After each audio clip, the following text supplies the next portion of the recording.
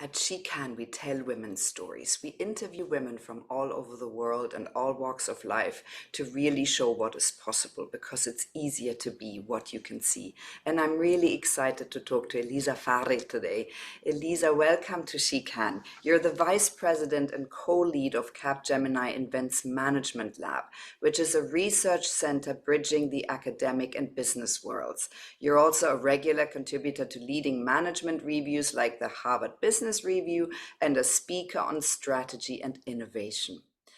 You are a part of the Thinkers50 Radar. They identify new talent and ideas. You're also an author, and currently you focus on generative AI and its implications for management, strategy, innovation, and organizational change. So tell us a little bit more about you and also what you do on a day-to-day basis, how you help your clients. First of all, thank you for having me. It's my pleasure and honor being here with you today, Stephanie. So what I do today, my daily work, well, this is a good question because it's the result of some very unexpected twists in my career path. As you said, our management lab is at the intersection of research and, let's say, the real world. So the world in which organizations and companies operate, and we focus on management and how to advance management practices. Maybe a couple of words about where I started, also to help the audience better understand what I do today. So I started in academia. Right after my degree, and I was working as a young researcher. First in Bocconi University in Milan, and then I moved to Paris, working for Harvard Business School Europe Research Center.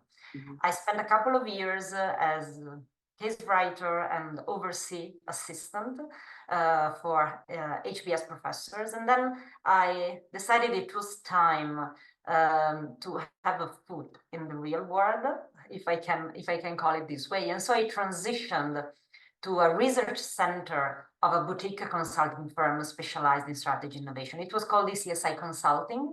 And a few years ago, it was acquired by Capgemini. So now within Capgemini Group, Invent, which is the consulting branch, is specialized in delivering consulting projects and accompanying organizations in complex transformations, keeping up, with all the new technologies.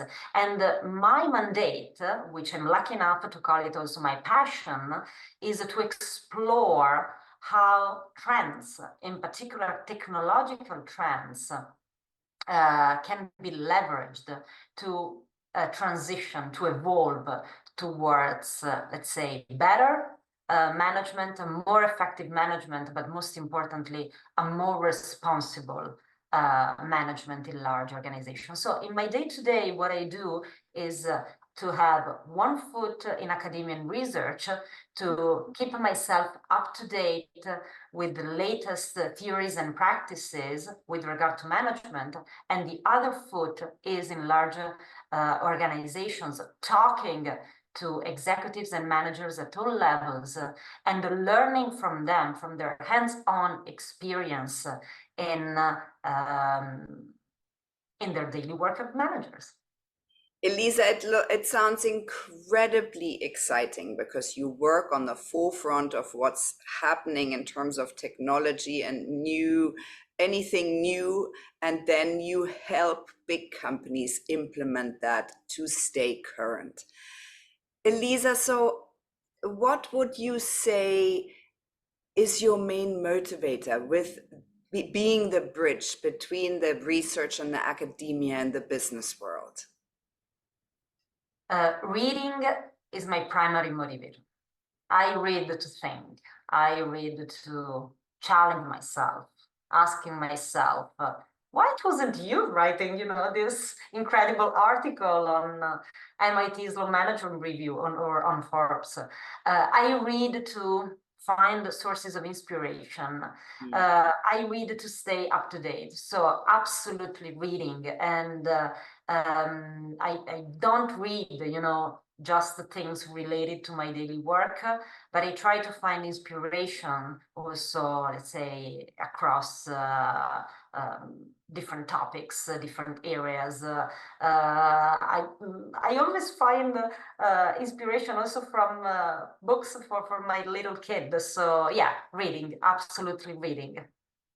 Elisa, so what do you feel are the top qualities that you possess that serve you every day doing what you do? Um, the three top qualities that I can share with you are the most, let's say, recurrent ones that I've been collecting from peers, from team members, from friends, because I truly believe in the power of asking feedback. So these are the three top qualities from their own lenses. The first one is inspiration.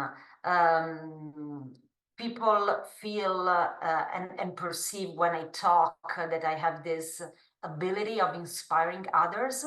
Mm.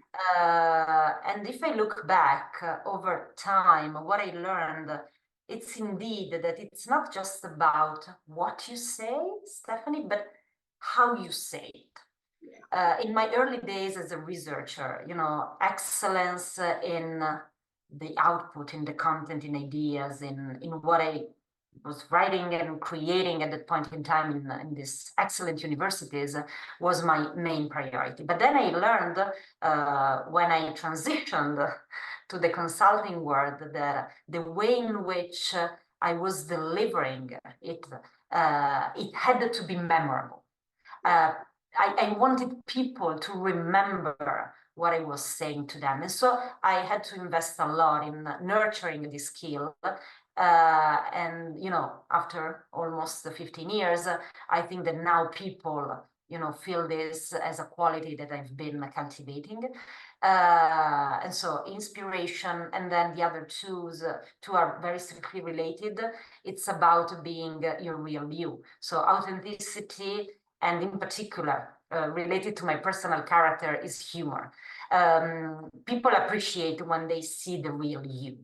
So that you don't have a mask on your face, and plus, if you're a person that they can enjoy to work with, they would remember the way in which they feel when they worked with you. And let's face it, we all prefer working in a relaxed and fun environment, don't we? Absolutely. That's also, and we know, and this is data that tells us very clearly if people are well at work, they have a better output. Elisa, Absolutely. you said something that made me very curious because you said, Okay. I feel that I really acquired the skills to communicate successfully to inspire others. How do you think you acquired that, and what do you think that is? Because it's not just in what you say, it's in how you say and how you make people feel. So what do you think that is? Mm, it's a mix of ingredients. Absolutely. As you said, and as I said, so it's the content, so what you say, it's how you deliver it. But it's also, let's say, the personal touch. In my early days, when I was cultivating this, let's say, pitching skill, communication skill, I was very, very focused, in replicating the styles of other people. Mm. I was forcing myself into a model that was not mirroring my character, my personality. Uh, and looking back, and reflecting back on my first, let's say, important speeches, to hundreds of people, I think that the audience felt that I was not at ease, with the model and the style that I was trying to impose myself. Because when you start cultivating a skill, what you typically do, you read, you study, you watch YouTube videos, you look for inspiration from other people. And then I remember one person coming to me after one speech and telling me, you know what, Elisa, you are much more effective when you're not on stage, because it's the real Elisa. And this was my eye opener. And I said, wow, so why should I try be somebody else? Let's just be Elisa. And don't force yourself into a model, into a style that probably does not suit you 100%. And this was the turning point. So the moment I stopped caring about being somebody else, and I started being more Elisa, I think this was the turning point. So what I always say to young people that I coach inside our organization is exactly this. You need to be yourself. Authenticity is all about, presenting your real self to other people. Be honest with the other people. So don't try to mimic the style of others. So this is, to me at least, this was an important ingredient that I added to the mix, and I think it made the formula a successful one. Lisa, that's so kind for you to say that, and I think there's so much truth in it. And why don't we then go straight into giving some top tips? Give us some top tips for younger women coming into working into really large organizations. Well, the first is about being open to unexpected twists in your career path. Be an explorer. Don't be afraid, of making choices that are not part of your original plan. This is my first top tip. The second one is about boldness. When I look back at my early days, especially in consulting, I thought that being bold was equal to being arrogant, and it was totally wrong. I had wonderful mentors who taught me that I was just misunderstanding these two aspects. And boldness is about, being able to convince others people of your ideas, of your point of view, of the value that you can bring to a discussion, to the table, to a team. And the last one is about kindness, which I think is very, very close to the features, the character features of women. We are living in a world where mental well-being is a rising issue, a worrying issue in most organizations. And we should all keep this always on our radar every single day. I learned on my skin that you never know what the person in front of you is going through at the moment that you're talking or working with this person.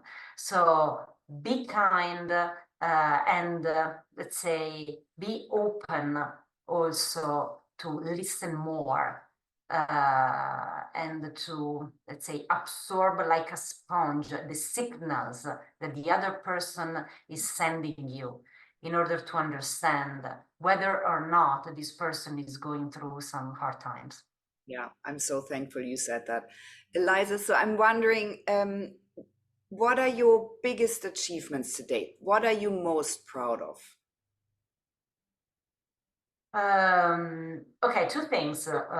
Personal life, I'm a mom, so of a 3-year-old baby girl, so super Amazing. proud. Yeah. Professional life, the network that I built over time. Brilliant minds, exceptional thought leaders that I have now the honor and the privilege of calling them friends. But in the early days, again, I felt that, it was not my top priority, but then I learned the importance, of having an inner circle of people that you trust, that can help you grow, both as a person and as a professional. So absolutely the network that I have around me. Elisa, and what are your challenges? What are sort of the high level challenges that you face every day? Or every day, maybe not, but with in your life, on your journey? Daily challenges, not having enough time, because being a mom of a young kid, obviously, 24 hours are never enough. And plus the fact that reading is my main motivator. You need time to read. And so it's sometimes it's a frustration not having time to read as much as I would like to. And this is my main challenge. The second challenge I have is that I would like to be able to reach more young people. I spend a lot of time talking with seasoned managers, seasoned executives. Personally, I find much more inspiring to talk with smart young students, MBA students. And so I would like to have more time to interact with them and to ask them, to challenge also my ideas, some of my research fields, and so on and so forth. They are a unique source of inspiration. But again, this requires a lot of time, and so I try to juggle with all my endeavors and passions. But overall, I'm very, very lucky that I can do what I love doing. Yeah. Elisa, so what are the plans and goals for you? How are the next years looking for you? So in the very short term, so I'm finalizing the manuscript of my first book, Amazing. together with my co-author and longtime friend. So this is, let's say, both an achievement and the goal and the challenge. So it's a huge mix of emotions in the short term. The book is coming out beginning of next year. Then in the future, so looking beyond the book, I would like to do something important. So far, I've been doing a lot of interesting and amazing things, both in academia and in consulting.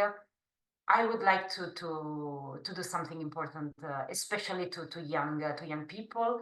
And so I'm entering into first discussions about how I can contribute to some specialized programs or courses, both in universities and high schools, to prepare new generations of leaders of the future. I want to bet on them. Elisa, how inspiring is that? Now, you mentioned the book. You have to tell us what it's about. Oh, the book is about generative AI for managers. So it's a practical guide explaining to managers how they can leverage this technology in their daily work as managers. Because so far, the main narrative around generative AI is that it can help organizations, Mm, and the managers are mostly looking from the outside. yeah.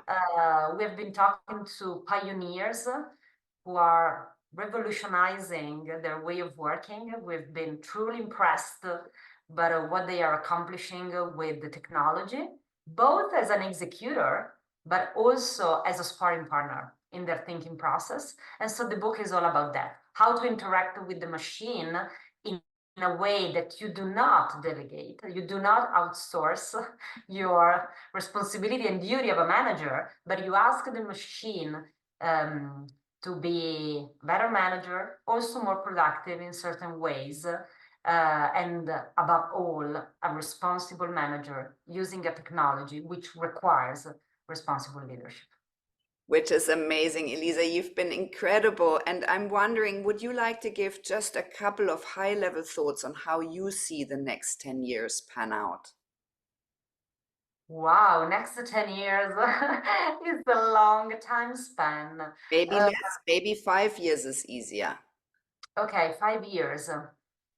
I'm seeing a growing gap between managers who are in organizations today and the students who are coming out of universities and entering into organizations, meaning, that they will be the managers of the future. There's a growing gap in terms of mindset Yeah. and use of technology.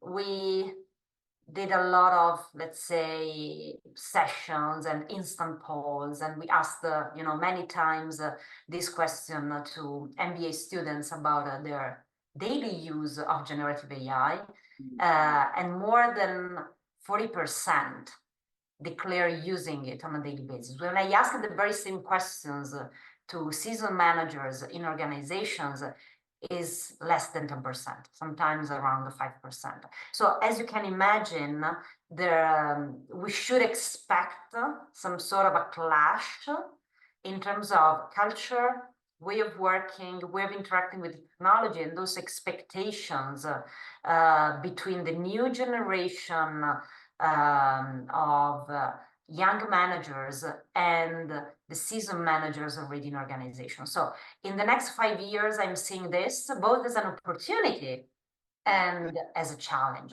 So organizations need to be aware that people entering, the new blood entering into their organizations will have certain expectations, and it's already changing their way of interacting with the technology. On the other hand, they should find fruitful ways, positive ways to leverage this new blood and trigger change in the existing workforce. We should avoid a two-speed organization, a two-culture organizations, and as I said, this is both an opportunity and a challenge. Elisa, thank you so much. You've been unbelievably interesting, really inspiring, and thank you for your boldness because you give other women the permission to be that then. Thank you so much, Stephanie. Thank you very much.